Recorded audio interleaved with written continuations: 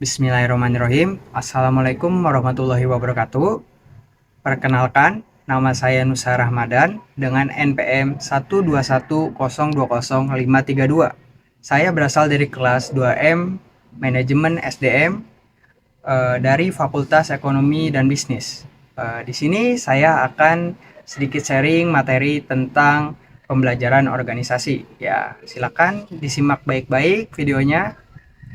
Langsung saja, tidak usah banyak basa-basi, kita ke videonya. Implementasi kinerja dalam manajemen sumber daya manusia. Yang pertama ada tingkat kinerja. Tingkat kinerja ada 3 tingkatan. Yang pertama ada kinerja organisasi, yaitu pencapaian hasil pada tingkat atau unit analisis organisasi. Kinerja pada tingkat organisasi ini terkait tujuan organisasi, rancangan organisasi, dan manajemen organisasi. Tingkat berikutnya ada kinerja proses, yaitu kinerja pada proses tahapan dalam menghasilkan produk atau pelayanan. Ini dipengaruhi tujuan proses, rancangan proses, dan manajemen proses. Selanjutnya ada tingkat kinerja individu atau pekerjaan, yaitu pencapaian atau efektivitas pada tingkat pegawai atau pekerjaan. Ini dipengaruhi tujuan pekerjaan, rancangan pekerjaan, dan manajemen pekerjaan, serta karakteristik individu dari Ramler dan Brace pada tahun 1995. Selanjutnya ada garis besar kategori arti kinerja. Di sini ada dari 2 ahli. Yang pertama dari Bernardin pada tahun 2001 halaman 143, yaitu kinerja merupakan catatan hasil yang diproduksi atau dihasilkan atas fungsi atau aktivitas selama periode waktu tertentu. Kinerja sebagai hasil bukan karakter, sifat, dan perilaku. Selanjutnya dari Richard 2003, yaitu kinerja sebagai hasil juga terkait dengan produktivitas dan efektivitas. Produktivitas merupakan hubungan antara jumlah barang dan jasa yang dihasilkan dengan jumlah tenaga kerja, modal, dan sumber daya yang digunakan dalam produksi itu. Kinerja merajuk pengertian sebagai perilaku merupakan seperangkat perilaku yang relevan dengan tujuan organisasi atau unit organisasi tempat orang bekerja. Kinerja merupakan sinonim dengan perilaku. Kinerja adalah sesuatu yang secara aktual orang kerjakan dan dapat diobservasi. Kinerja mencakup tindakan-tindakan dan perilaku yang relevan dengan tugas organisasi. Kinerja bukan konsekuensi atau hasil tindakan, tetapi tindakan itu sendiri. Selanjutnya ada pendekatan pengukuran kinerja. Pendekatan ukuran standar kinerja dalam melakukan pengukuran. Yang pertama ada pendekatan personality traits, yaitu mengukur kepemimpinan, inisiatif, dan sikap. Selanjutnya ada pendekatan perilaku, mengukur umpan balik, kemampuan presentasi respons terhadap komplain pelanggan. Dan yang selanjutnya ada pendekatan hasil, yaitu mengukur kemampuan produksi, menyelesaikan produk sesuai jadwal, peningkatan produksi atau penjualan, dari De Vries dan kawan-kawan pada tahun 1981. Dari aspek pengukuran kinerja, di sini ada 6. Yang pertama ada produktivitas, kualitas, ketepatan waktu, putaran waktu, penggunaan sumber daya, dan biaya. Yang selanjutnya ada jenis ukuran kinerja. Di sini ada 6 jenis ya. Yang pertama ada ukuran uang, ukuran upaya atau dampak, ukuran reaksi, dan ukuran waktu. Dan selanjutnya ada ukuran kinerja dalam dimensi kualitas. Di sini ada 10 poin. Mulai dari yang pertama yaitu keandalan, daya tanggap, kompetensi, akses, kesopanan, komunikasi, kejujuran, keamanan, pengetahuan terhadap pelanggan, dan bukti langsung. Di sini juga ada yang selanjutnya ada perspektif atau aspek balance scorecard dalam mengembangkan pengukuran kerja. Di sini ada 4 poin, ada pengukuran kerja dari aspek keuangan, yaitu biaya administrasi minimal. Selanjutnya ada pengukuran aspek pelanggan, yaitu kepuasan pelanggan, pelayanan efektif. Selanjutnya ada aspek proses bisnis internal, ada sistem kontrol pengadaan efektif, memenuhi sasaran kebijakan publik. Selanjutnya ada aspek pertumbuhan dan pembelajaran, yaitu tersedianya informasi pembuatan keputusan kerja, keputusan pegawai.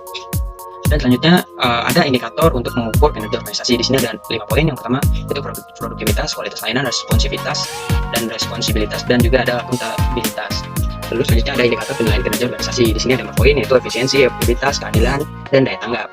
Dan selanjutnya ada ukuran kerja pelayanan dikembangkan menjadi 14 unsur untuk mengukur IKM. Di sini ada 14 poin, yaitu mulai dari yang pertama ada prosedur pelayanan, persyaratan pelayanan, kejelasan petugas pelayanan, kedisiplinan petugas pelayanan, tanggung jawab petugas, kemampuan petugas, kecepatan pelayanan, keadilan mendapat pelayanan, kecepatan dan keamanan petugas, kewajaran biaya pelayanan, kapasitas biaya pelayanan, kapasitas jadwal pelayanan, dan kenyamanan lingkungan, dan yang terakhir ada keamanan pelayanan. Di sini juga yang paling bawah ada indikator kinerja organisasi yang dijadikan pedoman menyusun laporan kinerja. Yang pertama ada masukan, keluaran, hasil, manfaat, dan dampak. Yang pertama itu masukan, di mana masukan adalah segala sesuatu yang dibutuhkan agar pelaksanaan kegiatan dan program dapat berjalan. Yang kedua ada keluaran, yaitu segala sesuatu produk atau jasa sebagai hasil langsung dari pelaksanaan suatu program. Yang ketiga ada hasil, yaitu segala sesuatu yang mencerminkan berfungsinya keluaran kegiatan jangka yang menengah.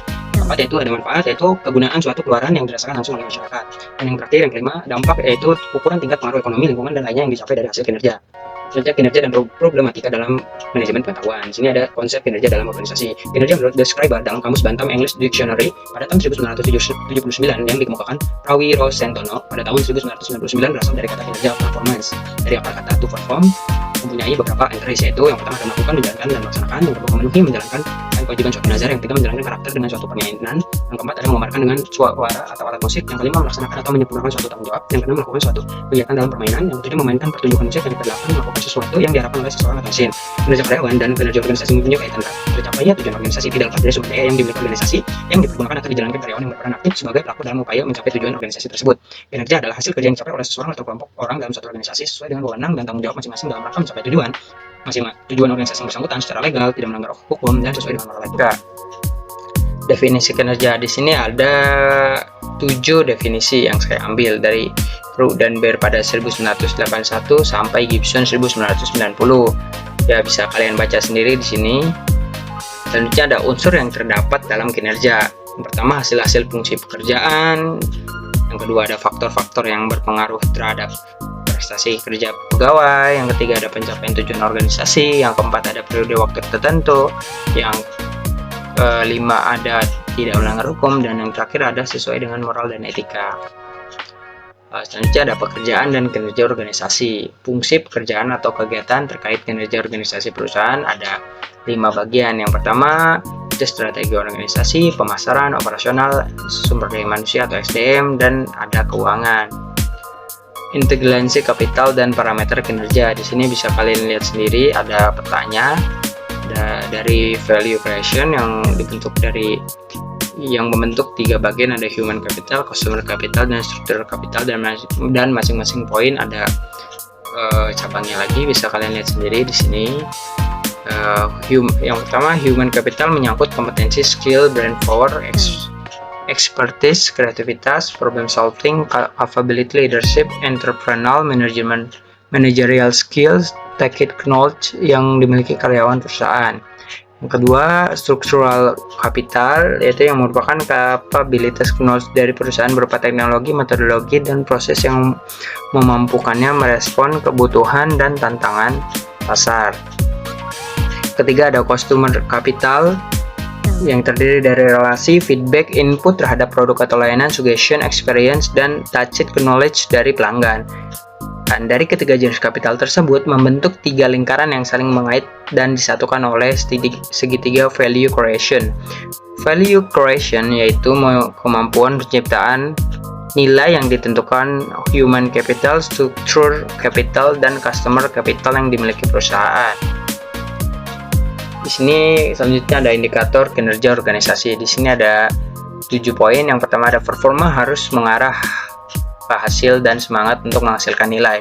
Kedua, ada harus dapat mengukur sehingga input dan output dapat dikuantifikasi. Selanjutnya ada unit dan personel yang diukur kinerjanya harus memahami metode penilaian dengan penjelasan minimal. Yang keempat, ada hasil penilaian dapat dikomunikasikan segera. Selanjutnya juga ada tersedia mekanisme penggabungan hasil penilaian kerja dan feedback dan learning. Selanjutnya juga ada terhubung objektif dengan kebijakan insentif dan kebijakan pegawai. Dan yang ketujuh, ada bersifat seimbang antara orientasi keberhasilan jangka pendek dan jangka panjang. Di sini ada faktor peningkatan kinerja, di mana ada faktor pendorong dan faktor penghambat. Di sini yang pertama ada faktor pendorong dulu. Faktor pendorong yang pertama yaitu audit modal intelektual bertujuan memonitor dan mengatur modal intelektual perusahaan.